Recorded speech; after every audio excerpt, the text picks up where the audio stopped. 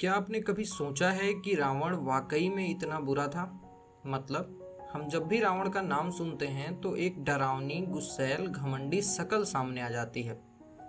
लेकिन क्या वो पूरी सच्चाई है या फिर हमने सिर्फ कहानी का एक ही पहलू सुना है?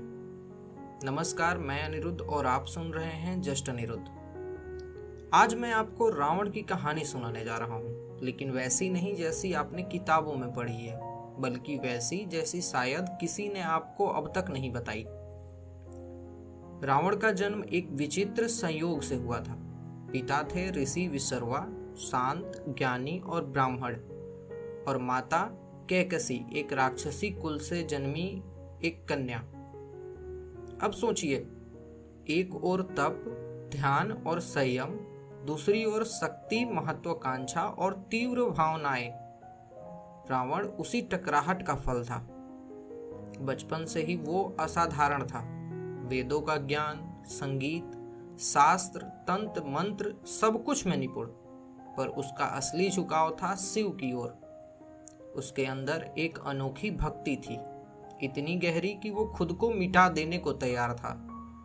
कहते हैं कि उसने घोर तप किया, कैलाश पर बैठा, और जब भगवान शिव प्रकट नहीं हुए तो उसने अपनी एक एक उंगली काटकर शिव जी को अर्पित कर दी।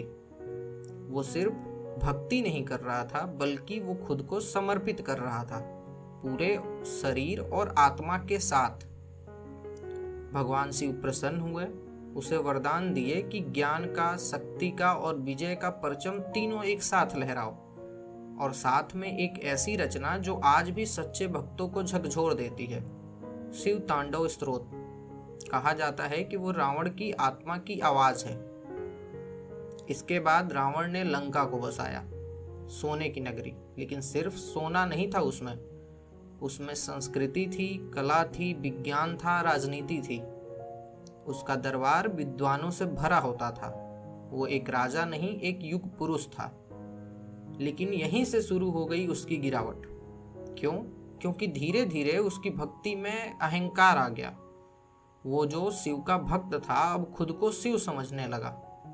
उसका अहंकार बढ़ा, देवताओं को हराया, यम को हराया, इंद्र को बंदी तक बना लिया।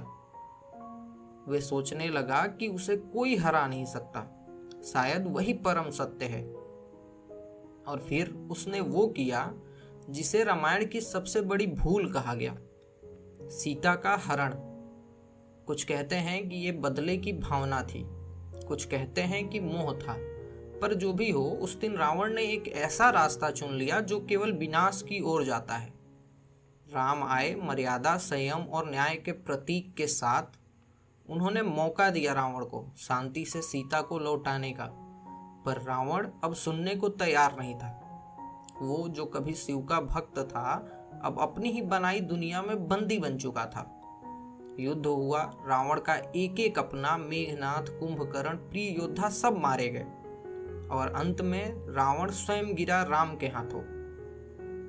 पर यहाँ एक बात ध्यान देने लायक है, रावण अपनी अंतिम सांस तक भी राक्षस नहीं बन पाया था। उसने मृत्यु से ठीक पहले लक्ष्मण को नीति का ज्ञान दिया। राजधर्म, राजनीति, रणनीति, उसकी बातें आज भी ग्रंथों में लिखी जाती हैं। तो सोचिए, क्या वो पूरी तरह बुरा था या बस अहंकार की चपेट में आ गया? वो शिव का भक्त था, पर खुद को शिव समझ बैठा। वो विद्वान था, लेकिन विनम्रता खो बैठा। रावण हमें सिखाता है कि सिर्फ भक्ति, शक्ति या ज्ञान ही काफी नहीं होता। जरूरी है विनम्रता, विवेक और सही दिशा। रावण आज के समाज के लिए एक चेतावनी है, एक आईना है जो हमें हमारे अंदर से रावण से मिलाता है। अगर हम समय रहते न संभले तो चाहे हम कितने ही ज्ञानी, शक्तिशाली या भक्त क्यों न हो, अंत वही होगा जो रावण का हुआ। रावण से डरना बिल्कुल नहीं है, उसे समझना है, उसकी गलतियों से सीखना है, क्योंकि हर राक्षस का जन्म एक भक्त से ही होता है। अगर ये कहानी आपको सोचने पर मजबूर कर गई हो तो इस वीडियो को एक लाइक दीजिए, और ऐसे ही जीवन में गहरे पहलुओं को समझने के लिए हमारे चैनल जस्ट अनिरुद्ध को सब्सक्राइब करना ना भूलें। फिर मिलते हैं एक और ऐसी ही कहानी के साथ, तब तक के लिए धन्यवाद।